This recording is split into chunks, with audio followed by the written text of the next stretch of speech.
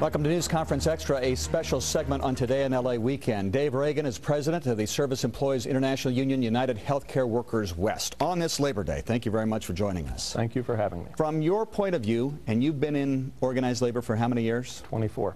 What is the state of unionism in California? It's a hard thing to do.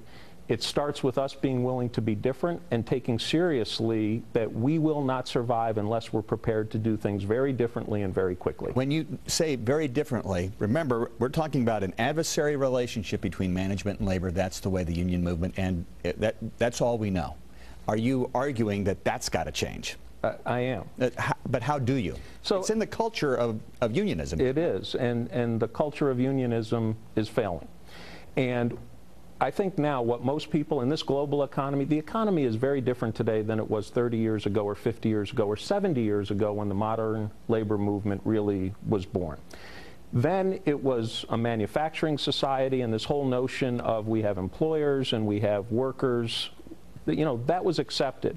The truth is we live in a society and a world right now where the way you succeed is through collaboration, is through teamwork.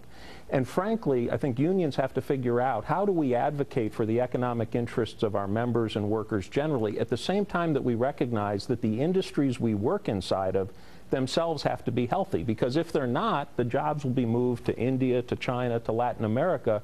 And we have to move beyond that outdated us versus them mentality. And I think we have to think about strategic collaboration, but as the way where workers will gain more through that than through an outdated mode that you've described.